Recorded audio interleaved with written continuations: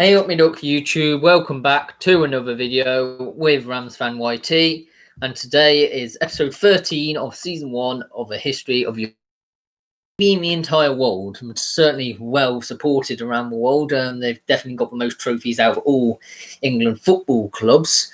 So have you not guessed it already? Well, you've probably seen the title. It's Manchester United. Which was actually formed in 1878. It's quite a long time ago as a Newton Heath LYR football club, which was made by the carriage and wagon department of the Lancashire and Yorkshire Railway, which is what the LYR stands for. And that was at Newton Heath at the time. The team initially played games against other departments and railway companies. On the 20th of November 1880, they competed in their first recorded match, wearing the colours of a railway company of green and gold. It's quite a strange colour mix, that one. It'd be interesting to see if they still wore that today, how synonymous with them colours would be for other clubs. They were actually defeated 6-0 by Bolton Wanderers reserve team. By 1888, the club had become the founding member of the Combination, which was a regional football league. And a bit like the second tier, when there was only one league in the football league system. Following the league's dissolution after only one season, Newton joined to form the newly formed Football Alliance, which was basically a direct successor of it before being merged with the Football League. This resulted in the club the 1892-93 season in the First Division, by which time it had become independent of a railway company and had dropped the LYR from its name, after the club was relegated to the Second Division. In January 1902, with debts of £2,670, which is actually this year currency rate equivalent to £290,000, the club was served with a winding up order. It's not going well to begin with, is it? Captain Harry Stafford found 4 local businessmen, including John Henry Davis, who became the club president, each willing to invest £500 in return for a direct interest in running the club, and who subsequently changed the name. On the 24th of April 1902, Manchester United was officially born. Under Ernest Magnell, who assumed managerial duties in 1903, the team finished as Second Division runners-up in 1906 and secured promotion to the First Division, which they won in 1908. This was the club's first league title. The following season began with victory in the first ever Charity Shield, which is still going on today, but it was a very different format back then. I think it was the best non-league club versus the best football league club or something like that. And it also ended with the club's first FA Cup title. Manchester United won the First Division for the second time but the end of the following season, Man left the club to join rivals, although probably not so much at that time, Manchester City. In 1922, 3 years after the resumption of football following the First World War, the club was relegated to the Second Division, where it remained until regaining promotion in 1925. They were relegated again in 1931, and Manchester United became a yo-yo club, achieving its all-time lowest position of 20th place in the Second Division in 1934. Following the death of principal benefactor John Henry Davis in October 1927, the club's finances deteriorated to the extent that Manchester United would likely have gone bankrupt had it not been for James W. Gibson, who, in December 1931, invested £2,000 and assumed control of the club. In the 1938-39 season, this was the last season of football before the Second World War, the club had actually finished 14th in the First Division. In October 1945, the impending resumption of football led to the managerial appointment of Busby, who demanded an unprecedented level of control over team selection, player transfers, and training sessions. Busby led the team to second place at league finishes in 1947, 48 and 49, and to an FA Cup victory in 1948. In 1952, the club won the First Division, its first league title for 41 years.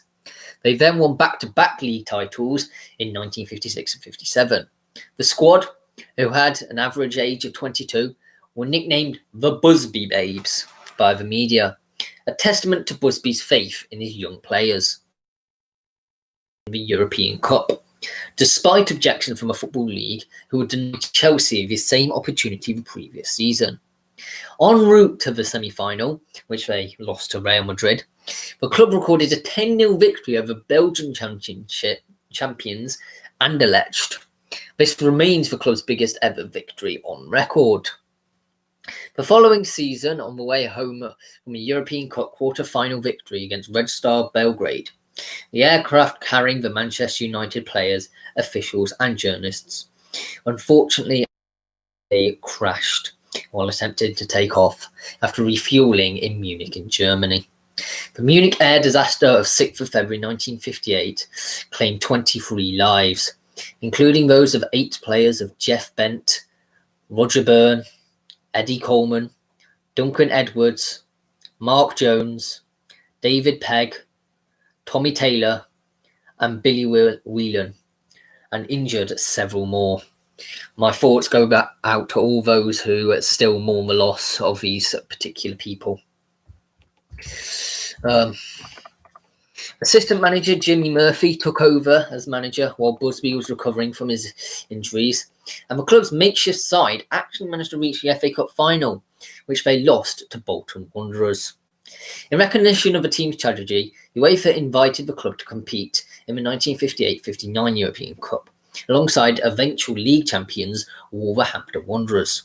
Despite approval from the Football Association, the Football League determined that the club should not enter the competition since it had not qualified. Busby rebuilt the team through the 60s by signing players such as Dennis Law and Pat Crerond, who combined with the next generation of youth, including George Best, to win the FA Cup in 1963. The following season, they finished second in the league. They won the title in 1965 and 67.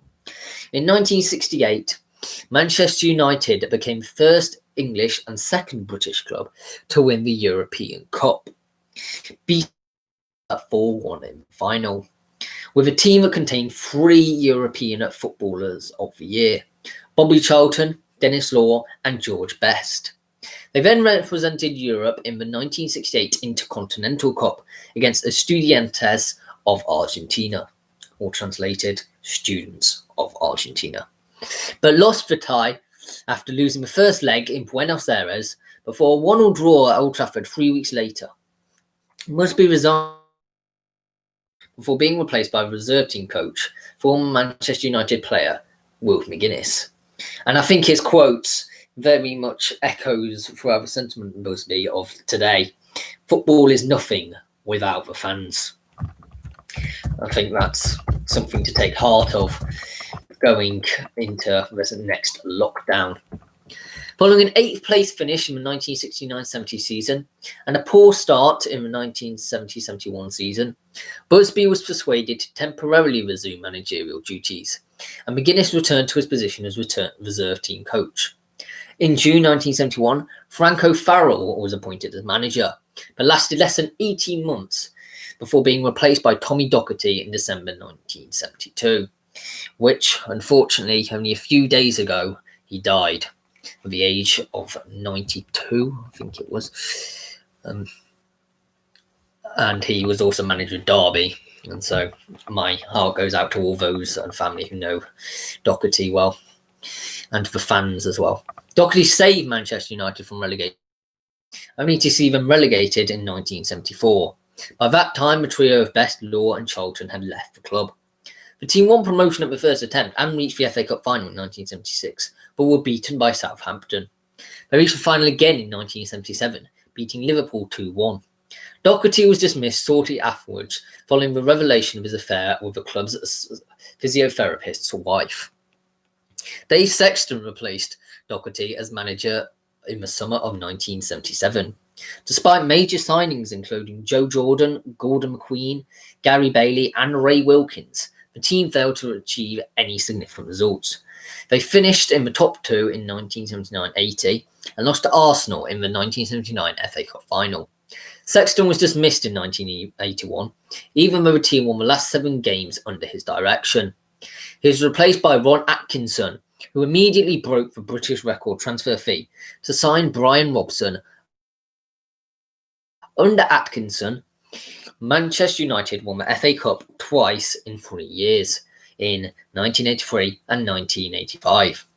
In 1985-86, after 13 wins and 2 draws in his first 15 matches, the club was favourite to win the league, but a slow drop in form made they finished in 4th. The following season, with the club in danger of relegation by November, Atkinson was dismissed. Who should replace him but the famous Alex Ferguson and his assistant Archie Knox, who arrived from Aberdeen on the day of Atkinson's dismissal and guided the club to an 11th season. Things didn't look well for Ferguson to start with. Reportedly on the verge of being dismissed, victory over Crystal Palace in the 1990 FA Cup final replay after a 3-3 draw probably saved Ferguson's career, to be fair. The following season, Manchester United claimed its first Cup Winners' Cup title and competed in the 1991 UEFA Super Cup, beating European Cup holders Red Star Belgrade 1-0 in the final at Old Trafford. A second consecutive League Cup final appearance followed in 1992, in which the team beat Nottingham Forest 1-0 at Wembley. Thanks for that, by the way. In 1993, the club won its first league title since 1967, and a year later, for the first time since 1957, they won a second consecutive title, alongside the FA Cup, to complete the first double in the club's history. United then became the first English club to do the double twice when they won both competitions, again in 1995-96, before retaining the league title once more in 1996-97, with a game to spare. In the 1998-99 season, Manchester United became the first team to win the Premier League, FA Cup and UEFA Champions League, the treble, in the same season. Losing 1-0 going into injury time in the 1999 UEFA Champions League final, Terry Sheringham and Ole Gunnar Solskjaer, sounds familiar, scored late goals to claim a dramatic victory over Bayern Munich in what is considered one of the greatest comebacks of all time. The club also won the Intercontinental Cup after beating Palmeiras 1-0 in Tokyo. Ferguson was subsequently knighted for his services to football. Manchester United won the league again in 1999-2000 and 2001 seasons. The team finished 3rd in 2001-2 before regaining its title in 2002-3. They won the 2003-4 FA Cup, beating Millwall 3-0 in the final at the Millennium Stadium in Cardiff to lift the trophy for a record 11th time. In the 2005-06 season, Manchester United failed to qualify for the knockout phase of the UEFA Champions League for the first time in over a decade, but recovered to secure a second-place league finish and victory over Wigan Athletic in the 2006 Football League Cup final. The club regained the Premier League in the 2006-07 season before completing the European double in 2007-08 with a 6-5 penalty shootout victory over Chelsea in the 2008 UEFA Champions League final in Moscow to go up with their 17th English League title. Ryan Giggs made a record 759th appearance for the club in that game, overtaking previous record holder Bobby Charlton. In December 2008, the club won the 2008 FIFA Club World Cup and followed this with the 2008-09 Football League Cup and its 3rd successive Premier League title. That summer, Cristiano Ronaldo was sold to Real Madrid for a world record fee of £80 million. In 2010, Manchester United defeated Aston Villa 2-1 at Wembley to retain the League Cup, its first successful defence of a knockout competition. After finishing as runners-up to Chelsea in the 2009-10 season, United achieved a record 19th league title in 2010-11, securing the championship with a 1-1 away draw against Blackburn Rovers on the 14th of May 2011. This was extended to 20 league titles in 2012-13, securing the championship with a 3-0 home win against Aston Villa on the 22nd of April 2013. On the 8th of May 2013, Ferguson announced that he was to retire as manager at the end of the football season, but would remain at the club as a director and club ambassador. The club announced the next day that Everton manager David Moyes would replace him from the 1st of July, having signed a 6-year contract. Ryan Giggs took over as interim player manager 10 months later, and on the 22nd of April 2014, when Moyes was sacked after a poor season in which the club failed to defend their Premier League title and failed to qualify for the UEFA Champions League for the first time since 1995-96. They also failed to qualify for the Europa League, meaning that it was the first time in Manchester United to not qualify for a European competition since 1990. On the 19th of May 2014, it was confirmed that Louis van Gaal would replace Moyes as a Manchester United manager on a 3-year deal, with Giggs as his assistant. Malcolm Glazer, the patriarch of the Glazer family that owns the club, died on the 28th of May 2014, although I doubt many of the Manchester United fans really care because the Glazers have been ruining their club. Not my quote, other people's. Although Van Gaal's first season saw United once again qualify for the Champions League through a 4th place finish in the Premier League. His second season saw United go out of the same tournament in the group stage.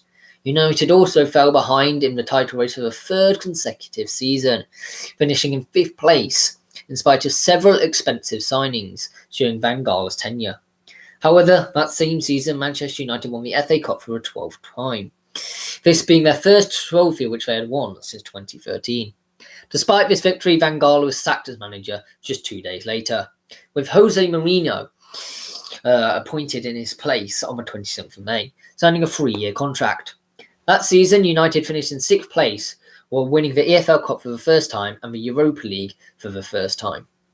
Or EFL Cup, for the 5th time and the Europa League for the first time. As well as the FA Community Shield for a record 21st time in Mourinho's first competitive match in charge. Despite not finishing in the top 4, United qualified for the Champions League through their Europa League win. Wayne Rooney, current manager of Derby County, scored his 250th goal with United, surpassing Sir Bobby Charlton as United's all-time top scorer, before leaving the club at the end of the season to return to Everton. The following season, United finished 2nd in the league, their highest finish since 2013, but were still 19 points behind their rivals Manchester City. Mourinho also guided the club to their 19th FA Cup final, only to lose 1-0 to Chelsea. On the 18th of December 2018, with United in 6th place in the Premier League table, 19 points behind leaders Liverpool, and 11 points outside Champions League places, Mourinho was sacked by the club after 144 games in charge. The following day, former United striker Ole Gunnar Solskjaer was appointed caretaker manager until the end of the season. On the 28th of March 2019, following an impressive wins from his first 19 matches in charge, including knocking Paris Saint-Germain out of the Champions League after losing the first leg 2-0.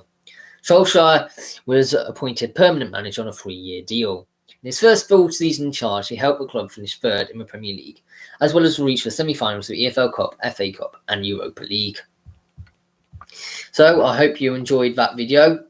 I will do the best starting 11 at the moment for League One, and then next week I will do a history of your club, and I think it's going to be Newcastle United, I believe. So see you then.